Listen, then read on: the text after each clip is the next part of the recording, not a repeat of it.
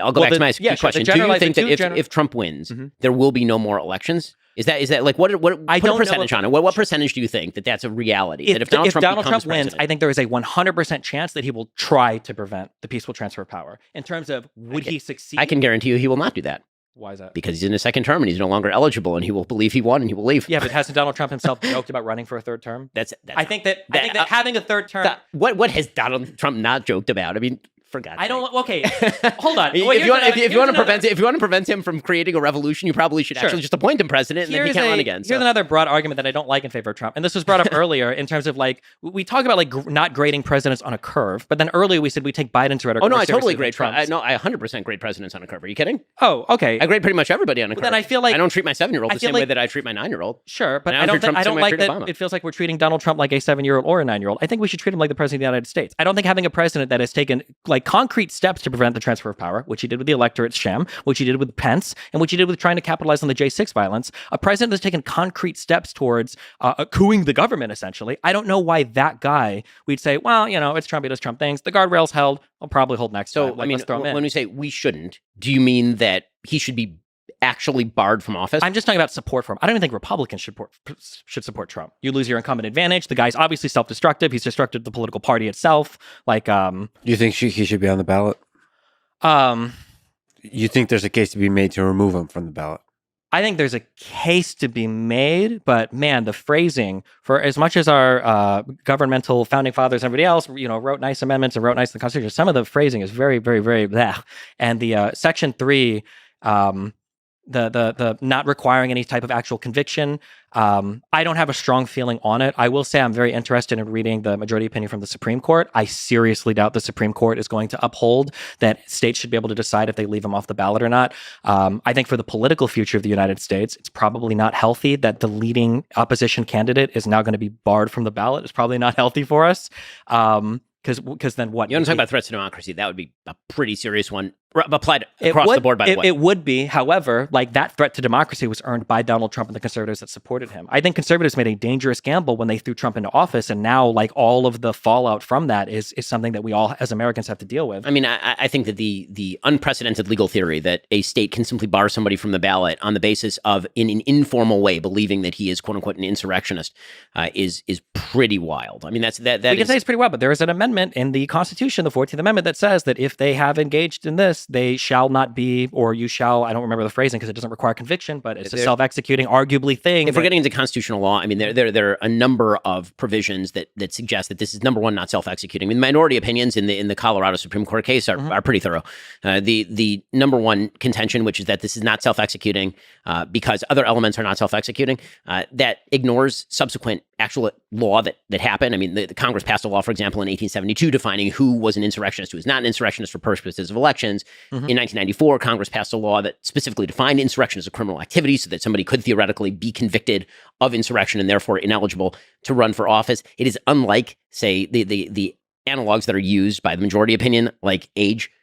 Obviously, this is not the same thing. We can all tell what somebody's age is by looking at their birth certificate. I can't tell whether somebody's an insurrectionist without any reference to a legal statute or a definition of the term. I would also be careful with that because remember, one of Trump's first big political actions was challenging Obama's birth certificate. Well, and I thought that was dumb at the time. But in any case, I like that you both said 100% chance that Trump will try to go for third term and 0% chance, which statistically... Third term? He's done, man. Are you kidding? He would want to. Trump's going to walk around, hands up high. He's going to be like, I'm a 2-term president. I'm the only president since Grover Cleveland. He wouldn't know. But since Grover Cleveland, who served 2 non-consecutive terms, I kicked Joe Biden out of office and I kicked Hillary Clinton out of office. Dude would be like, he'd be living large. Are you kidding? He doesn't want the presidency anymore after that. I just think that I think it's scary that Donald Trump, it feels like for all of the accusations that are made sometimes against Democrats, like Biden is ordering Garland to investigate Donald Trump and blah, blah, blah. It seems like Donald Trump would actually do that with his DOJ, would give them orders. He didn't. He didn't. Well, he kind of did though, right? So for instance, with Jeffrey Clark went to Rosen and Donahue and said, hey, listen, I need you guys to sign off on a letter that we're going to use essentially to bully states into overturning their elections by by saying we found significant election fraud. And part of that threat was Jeffrey Clark saying, listen, if you're not going to do it, Rosen, Trump's going to fire you and just make me the acting attorney general. That was a threat that he carried. And I think Trump repeated that threat in a meeting later on that was, I only rebuked when I think like half the White House staff said, if you do this, we're resigning. Okay, so that's a slightly different topic because now you're getting into all the election shenanigans and all of this. But sure, I'm just saying he threatened to fire his acting attorney general if he wouldn't carry the same platform, essentially. Like, if Trump could order his DOJ to do something, would he? It's not beyond the pale for him, right? It's not beyond the pale for him to order them to do it, and then it's not beyond the pale for them to reject him doing that, which is the story of his entire administration. Whereas Joe Biden orders his DOJ to do things, and then they just do them. Well, I'm not. We can get into the specifics there. This is one of the big problems that I have with, for example, all the talk about Trump tyrant, Trump executive power. Joe Biden has used executive power in ways that far outstrip anything every that president has been stretching executive power. Joe Biden is going Joe Biden has gone well beyond anything Trump even remotely attempted to maintain via just pure executive power. And actually, Trump's use of executive power is nowhere near even what Obama's was. Trump's inability to get border policy passed literally had him using executive power to march the military down to the border to do border policy. Joe Biden literally used the Occupational Safety and Hazard Administration to try to cram down vax mandates on 80 million Americans. That's insane. Sure, he literally said, I cannot relieve student loan debt, and then tried to relieve hundreds of billions of dollars in student but what loan happened debt. to that? It got struck down by the Supreme Court, and then they still did it.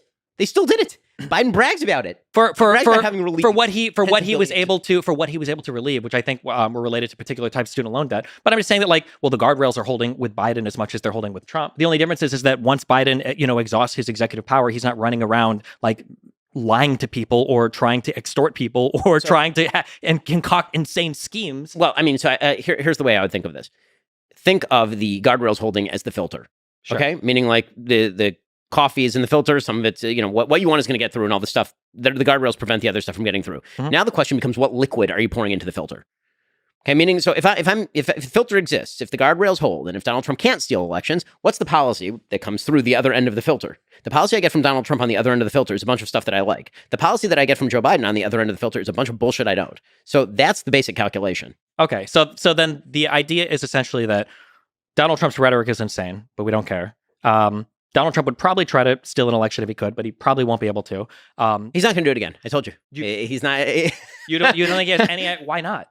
Because he won't be eligible to be on the ballot in. By the way, you want to talk about 14th Amendment? Mm-hmm. That's where the 14th Amendment applies. Okay, that's where it actually applies. Meaning you cannot. He is not qualified to be on the ballot in 2028 if he is the president of the United States. States can literally, in self-executing fashion, take him off the ballot, just like he's past the age of 35. Once you have been president 2 times, you're no longer eligible to be president of the United States. Then you actually have a strong little case to keep him off the ballot. Why would the 14th Amendment stop him if he thought Vice President Pence could unilaterally decide the outcome of the election? When he's not on the ballot?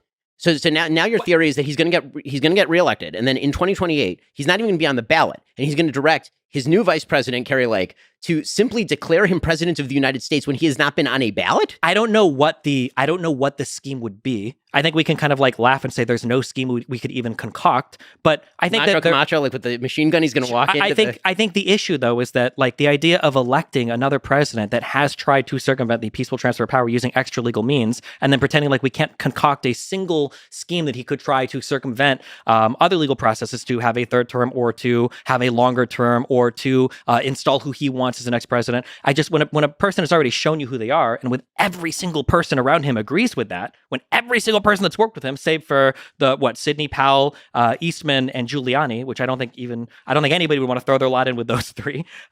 It just seems wild to me that we would say we're just going to go ahead and trust this guy with another term of president, but he can't run for a third term, so it's fine. When there's 50 million other things, and I'll make you the case that if you want him not to make election trouble, you should elect him president in the next election cycle, and then he will be ineligible.